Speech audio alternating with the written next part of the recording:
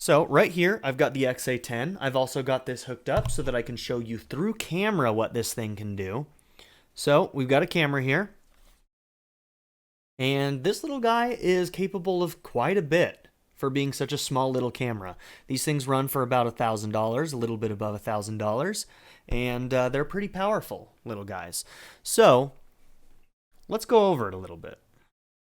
Let's talk about some of the terms. So let's start with resolution. So resolution is a number that represents how many pixels are being recorded and displayed on video.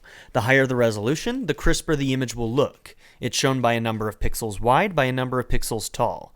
So some of the common resolutions that we see a lot are 1920 by 1080, 1280 by 720. Those are our two high definition formats.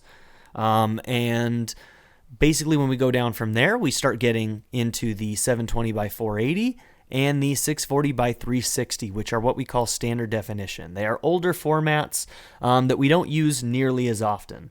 But 1920 by 1080 is kind of the industry standard right now. But we do have one resolution that's higher than that, and that is 4K resolution, also known as 2160p. So that resolution is this right here, this 3840 by 2160. The 4K is derived from this number here. It's very, very close to 4000, so the shorthand for it is 4K. But you'll also see it listed as 2160p, and that is basically the same thing. So 2160p and 4K are the same thing, and you're seeing a lot now in the stores that 4K televisions, I've got one myself, are becoming the norm. So pretty soon here, our standard is going to move from 1920 by 1080 to this 3840 by 2160 pixels. Also, the camera here that I'm filming on is capable of filming in 4K, our show camera. The other camera that's available to you can shoot up to 1920 by 1080, but my show cameras, they can shoot up to 4K. We don't use it very often in 4K yet, just because the file sizes are very large, and we need to be able to archive them, within reason. And until that standard really shifts over to 4K, we'll most likely be filming most of our shows in 1080 still. So that's just a couple of things to look at. So resolution basically controls how crisp an image looks, right? If you have more pixels, then the image can be a lot clearer and crisper.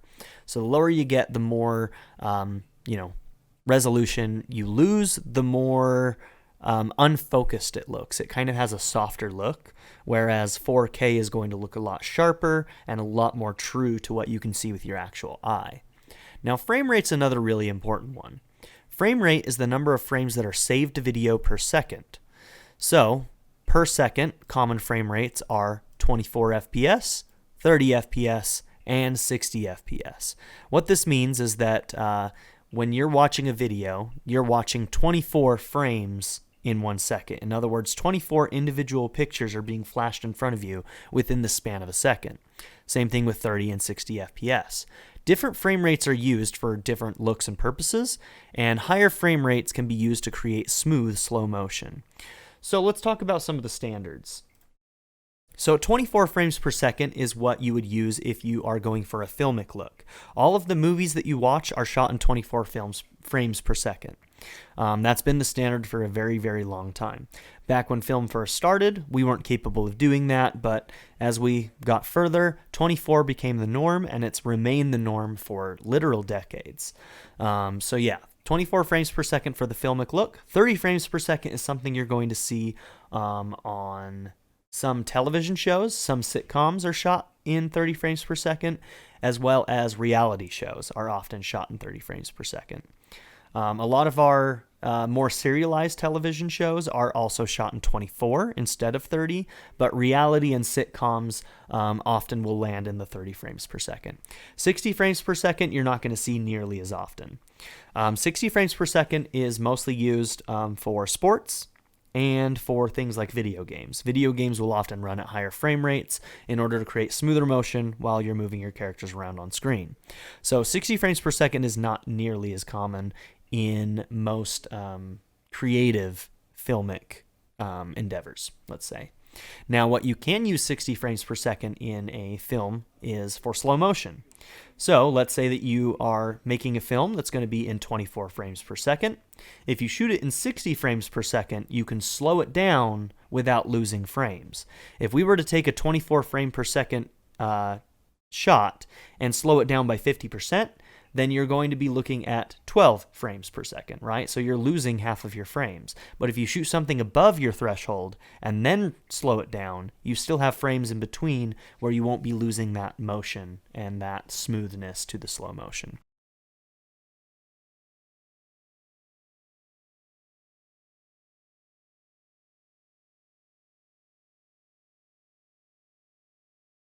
So aperture, measured in f-stops. This is how it would be shown, is like an f1.2, an f5.8. I'm going to switch to my camera here, which is the camera that you guys are able to use to show you that screen. So you see that f1.8 in the top left-hand corner? That is your f-stop. So basically your aperture represents how wide an opening there is in the lens. If the opening is wider, more light is let in to the sensor. It controls the brightness of an image. So it has an effect on something called depth of field, which we'll get into, but let's just go ahead and look at this.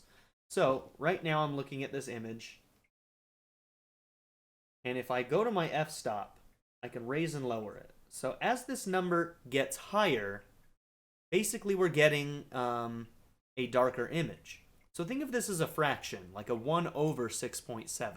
It represents how wide open the shutter is opening to let light hit the sensor. And so a 1 over 6.2 is a smaller aperture than a more open aperture like a 1.8. 1 over 1.8 is a much larger number, right? So think of it that way. So the higher this number, the more closed off that aperture is opening and closing to let light hit the sensor. As it gets wider, it lets more light hit the sensor. Okay? So that's the aperture. It's physically letting more light hit the sensor. Now we also have depth of field. Depth of field is the distance between the nearest and farthest object in an image's composition that is considered to be in acceptable focus. A shallow depth of field has much shorter distance of acceptable focus, where wide depth of field has a long distance of acceptable focus. So I'm going to go back to this camera right here. So when we're talking about depth of field, you may notice that the background is kind of like falling off, right? It's less in focus. It's less sharp, whereas I right here am more sharp. Then we get up here where we have this, icon here where it says newer, this brand, and this does not look incredibly sharp. My hand is not incredibly sharp. So we have what's called acceptable focus. And let's go ahead and find it. So my hand is going to go out of focus the closer it gets to the lens. So right here, we're out of what I would call acceptable focus. My hand is incredibly soft focus right now. So acceptable focus kind of starts about right here. I would say that my hand is slightly in focus there, and we have this range where right here I'm in focus, and it goes farther back. You can see Winston back here on the couch. He has left acceptable focus. He looks a little bit softer. So he has left acceptable focus. So my acceptable focus is somewhere in this range, this distance from the camera lens. So that's a shallow depth of field. Now, I've set up my camera for a different set of depth of field at this point. So now I'm going to show you a much wider depth of field. Right now, I'm not in focus, but you're going to see that there's a much wider range of acceptable focus. Since I'm going to walk away from my microphone, you won't be able to hear me as well. So I will try to talk to you while I do this, but we're going to go ahead and try and demonstrate this. So at this point, I have a much more wide range of acceptable focus. Winston here is what I would call in an acceptable focus. And I'm also in acceptable focus all the way to this back wall. So we have a very, very long range of acceptable focus. Whereas before, we did not have a long range of acceptable focus. So we start losing our acceptable focus somewhere in here. It's hard to see for me right now, but somewhere in here we're going to lose our acceptable range of focus. But you can see that is a very, very wide depth of field. And that really, really wide depth of field can be used in different things. So we have shallow depth of field and we have wide depth of field. And there's a bunch of different things that can control depth of field on a camera. To show off more with depth of field, I'm going to show you in camera the ways in which you can manipulate depth of field in camera. So this one that I'm going to show you now is how aperture can affect depth of field. So our aperture right now is at an f2.8, which is our f-stop right now. So it's relatively wide in the grand scheme of things. And you can see that when I have this sharp focus on my coffee mug, it is incredibly sharp and the background falls off quite a bit. Now look at the text on the screen behind that, and when we change these settings, I want you to keep an eye on that and see how it has changed. It won't completely come into focus, but you'll see that it'll be a little bit less soft than it was before when I make these changes. Okay, so I've made the changes. I've got basically the same shot. All I've done is change my settings that control our light in this room. So my lighting sources are exactly the same. The only thing that I've changed is the settings in camera. So you can see now that our f-stop is at an 8.0. And you can see that down below that we have 1/60 in max dB. I did have to change the dB in order to account for the change in light, which also has created a less pretty image, which we'll talk about here in just a second. But you can see that the numbers in the background, you can actually read the time that I'm recording this, 2:25 p.m. It's still soft, it's not completely in focus, but with the same shot, we can control our depth of field in some ways. Now, the other thing that we can do to control depth of field is how our lens is set up. So this camera can actually zoom in and out. But other cameras, you have to use interchangeable lenses to get either a wide angle or a telephoto angle, which is what that W and T stand for in the top right-hand corner as I zoom in and out. Wide and telephoto. Telephoto are much closer, right? That's our zoom in. But the focal length of these lenses can also help us control our depth of field. So take this as an example. We've got Winston here. Now, I'm completely wide. A wide-angle lens has an incredibly wide depth of field. You can see that Winston, although he's a little bit soft from where I'm sitting right now, he's mostly in focus. Let's see if I can get him in focus. There we go. So we've got Winston in focus, and you can see that our range of depth of field is incredibly wide. But if I use a telephoto, if I zoom in, we're going to have a much shallower depth of field. So this is another way that you can control your depth of field, is by choosing different focal lengths on your cameras. So right there we have a nice close-up of Winston's beautiful face. He's ignoring me. He's very embarrassed right now. But he's nice and sharp, and the background falls off quite a bit. So our zoom or focal length can also control depth of field. So now let's talk about shutter speed. That was that 1/60 number that you saw in between the dB and the aperture. This determines the amount of time that a shutter stays open for each frame that's captured. So if you have 24 frames per second and you have a shutter speed of 1/60, that means that for each frame that's captured, the shutter is opening for 1/60th of a second.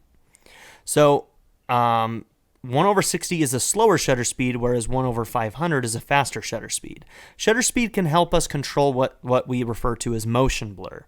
Shutter speed can also have an effect on the brightness of an image because of how long the shutter is staying open. If it stays open for a longer period of time, it lets more light hit the sensor. Therefore, you're going to get a brighter image. So faster shutter speeds, you're going to need more light to counterbalance it. So yeah, it controls motion blur. Let's take a look at that as well on this camera. So I'm going to pull this back, and we're going to look at my microphone that I'm talking into right now. I may be a little bit quieter here for a second. Let's put on our autofocus, and we're going to look at this. Now, what I'm going to do is I'm going to change my shutter speed. So 1/60, I'll tell you why that's a really good number here in just a second. But when we go to a lower number, you can see that it lets more light hit the sensor, but it also creates a lot more motion blur. Look how intense that motion blur is with a 1/15. 1/60, when we move the camera, we still have some motion blur, right? But this is what we would call normal motion blur, something we're used to seeing. And the higher we go, and I'll have to counterbalance this by adding in more decibels. Let's try 1/500. The less motion blur there will be. Okay? So 1/60 is a really good number because basically your shutter speed should always double whatever your frame rate is. So if we're using a 24 frames per second, then you want at least a 1/48 shutter speed. Now this camera jumps from 1/30 all the way up to 1/60. So 1/60 is what we would choose. Now if we were using 30 frames per second, then we would need at least a 1/60, which is double 30, in order to get normal motion blur. And with 60 frames per second, we would want a 1/120 as a base or higher to get normal motion blur. So shutter speed in general is going to control your motion blur. You don't want to go low with that because it's going to look bad, okay? Now we've got autofocus and manual focus. So this is just the sharpness of an image. We've already been doing this while I've been showing you these demonstrations. So auto is dangerous. Auto can often get you in a lot of trouble because it doesn't do a great job a lot of the times. It's slower than what a human can do a lot of times, and it does a bad job. Sometimes it focuses on the wrong thing. So autofocus is not something that I advise people to use except for in special circumstances where they really need to. Manual focus is definitely the way to go, especially with creative film projects, because you need to be able to control what is in focus at all times, because you need to tell the audience exactly what they're supposed to be looking at, and what they're supposed to be looking at is what is in focus, okay? So, but yeah, autofocus and manual focus are important things to know how to do on a camera. Gain and ISO is another thing that I've been playing around with as we went through this, but we haven't explained it. So essentially what this is it's your ability to digitally add more light to the image. In other words, I've already opened up my aperture as high as it will go at 1.8. It won't open up any further. I can close it down and let less light in, but once I hit that 1.8 marker, I cannot let more light in. And at that point, you notice that my decibel gain here is, at 0. This room is too dark right now for this camera. Yeah? So I have to digitally boost the signal. The higher up this number goes, the more digital grain is added to the image. Notice that when I have this at max dB, if you look at this image, you get what's called chroma noise. You're going to notice it a lot in the darker areas of the image, where you're going to see kind of like this green light shimmer on the image. That is digital gain grain. In other words, we call that chroma, and that is some chroma noise. So chroma noise is what happens when you are digitally boosting to bring the overall brightness of an image up because you're not letting enough light hit the sensor. So this should be used sparingly. This is basically just a tool to help you get that little extra bit of light that you don't have in the room at the moment. So right now, 20 decibels is what I'm using, and frankly, with this camera, I don't like to go above 12 decibels, but for my lighting setup at the moment, on this camera, I have to go to 20 decibels. But on my FS5, this thing is at a really low ISO or gain. So this one has a much better sensor, so it can detect more differences in light a lot better. So this one handles it a lot better in a lower light situation, whereas this camera struggles a little bit. Next, we have white balance. The way that we see the world, we're able to look at a white wall in any kind of lighting situation and recognize that it's a white wall. But a camera has to be told what type of lighting conditions it's under in order to see colors correctly. So that's where color temperature comes in. It's measured in Kelvin, and the goal is to set your white balance so that the white objects in the image are a true white and the black areas of your image are a true black. Different light sources have different color temperatures. Most indoor lighting light bulbs are what we would call tungsten bulbs, and they give off a warm orange light that ranges from 3200 Kelvin to 3600 Kelvin. Midday sunlight gives off more of a blue hue, and that light lives closer to 500 Kelvin when it's being measured. Fluorescent light fixtures, like we have in most of our classrooms, usually live somewhere between tungsten and daylight and give off the ugliest color of all the lights. They look terrible on camera. So yeah, most of the instruments that you are going to film under in a professional situation are either going to be tungsten, which have a warmer light, or they're going to be daylight balanced, which give off a more midday daylight hue. So the lights that I'm using right now here are daylight balanced. So in other words, they are around 5500 Kelvin. So if I go into my settings in my camera and I go to my white balance setting here, we have color temperature and we have a bunch of presets. Now, if I go to this color temperature one that's highlighted right now, you see that right now it says 5500 Kelvin. I can change that. So as I'm looking at this object, if I go towards a lower, you're going to see that my image is going to get bluer. So around 3500 Kelvin is where we would have tungsten bulbs. And that's what most of our regular lights in our house are going to be balanced for. You notice that my image is incredibly blue right now, and that's simply because we have the wrong light source. If we're using daylight balanced bulbs, that's already a very, very blue light. So if we have our white balance set incorrectly, it's going to make our entire situation a lot bluer than it normally would be. So what's happening is that tungsten bulbs are incredibly orange, right? So I'm going to add some color correction to my lights right now, and you're going to see the difference when I change them. Okay, so what I've done is I have created a new lighting setup here. I've turned up my lights and I have controlled the light spill that's coming in from my windows, and the only light sources I have are daylight balanced right now. And you can see that my white balance is set to 5500 Kelvin, and you can see that the white on my keyboard is set correctly. This looks like a nice deep black, this looks like a true white, etc. So our colors look correct. Now I'm going to put in some color correction on these lights that will turn them into a tungsten hued light and show you how that is different. Okay?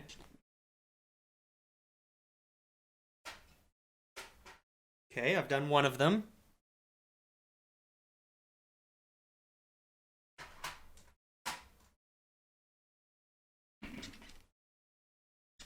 So now my lights are balanced as tungsten instead of daylight, and they give off a much warmer hue. And now that we have our Kelvin also set at 5500 Kelvin, which is a daylight balance, our colors don't quite look correct. This looks too orange, right? My skin tones look too orange. Everything has more of an orange hue. Because what's happening is when it's set at 5500 Kelvin, it's adding orange hues to the image in order to counterbalance the blue light, so that they balance together and create true color, which is a true white, true black, and then all your colors in between will fit correctly. So we're going to lower down our Kelvin until we hit the point where we feel like this is balanced correctly.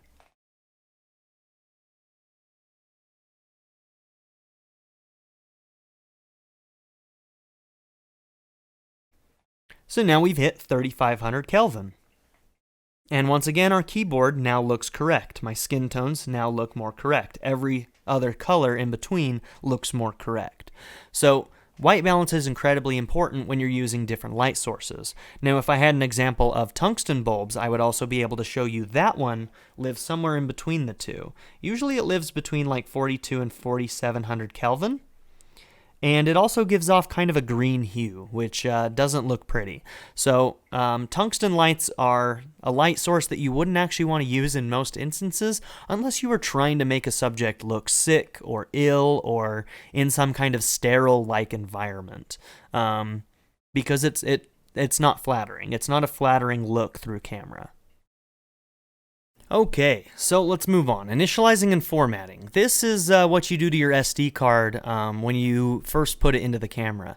You would do this before a shoot because what it does is it erases the card and it formats it for use within the camera so that it's perfectly ready to go for you to start filming. If you don't do this, sometimes what can happen is, one, either the card could be full, so you would run out of space earlier than you would want to, or two, you might not have the card formatted correctly, in which case the writing to the card may fail and you would lose the footage that you were trying to film. So formatting the card is important, and that's something that you can do in every single camera. So it can be either referred to as formatting, or in some cameras it might be referred to as initializing. Audio meters and audio levels are pretty self-explanatory. Audio meters are a visual representation on the screen that will tell you how loud or quiet your sound is on the recording. If I go to this and I exit out of that, as I'm talking, we have those audio meters that are going to be down in the bottom left above the photo button that you see as I'm talking are going up and down. When I stop talking, you can see that the room noise is very low. So this is just a visual representation of the sound that's being captured. Audio levels can adjust the volume to increase or decrease the volume of your recording. So that's where mic level here, that would be our audio levels. We can set it to manual or automatic. And we can lower it so that it picks up less sound. So you can see that as it's down here low, it's not picking up any sound. As I bring it up, my level of me talking is going to go up, right? So somewhere around here, you can see that my levels are averaging a lot lower than normal, yeah? So you can control the level of the volume that you're controlling through your audio levels. Then we have image stabilization. Image stabilization is helpful when you are using a handheld camera. It stabilizes the image so that there's less camera shake when you're using it. If you're using a tripod, you don't need it because tripods are meant to help reduce that amount of camera shaking. So image stabilization can be useful to help you when you're going handheld. You may have noticed that there is some camera shake when I was operating this camera and showing you the depth of field stuff when I was really close to the coffee mug. There was probably a lot more shake because I'm zoomed in really close. Every little move that I make is exaggerated, right? Wider angle shots have a lot less shake than close angle shots, which I'll just show you an example of right now, just to be super clear about that. So as I'm going handheld and moving this, when I'm super wide, let's get this a little bit brighter. Sorry about that. We'll go back up to our 20. Okay. So, I can control the shake of this camera a little bit better when I'm wider. There's still going to be some shake whenever you're going handheld, but wide angle shots are easier to control that. As I get closer, every little movement is seen, right? Like little shakes are exaggerated a lot more. So I'm shaking the camera a little bit, and it's really, really noticeable the closer you are. As I move out and I'm doing the shake, it just seems to be less intense, right? So that's what we're talking about. So I'm going to show you some things on the outside of this camera that might be useful to you. The first thing is that right here you've got a door for your SD card. Since these are cameras that you're going to be using in the future, these are good things for you to know. So you have two SD card slots, so you can actually use two full cards in order to record your material so that you have a lot more time that you could record if you needed it. You've got a volume control here, as well as a place where you can plug in an external microphone. So right here you've got a mount where you could plug in a shotgun microphone in order to get better sound. So you could basically mount a shotgun microphone here, use an XLR cable, and plug it into this camera directly.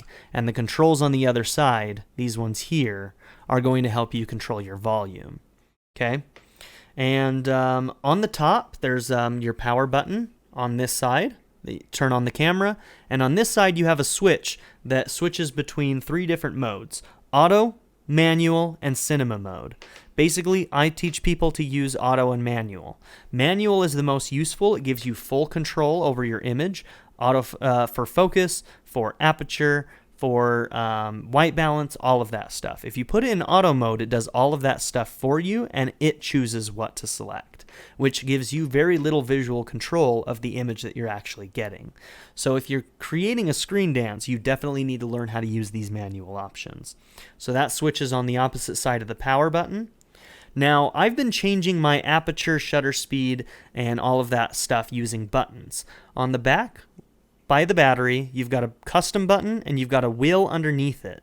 The custom button switches between the three different options: aperture, shutter speed, and gain.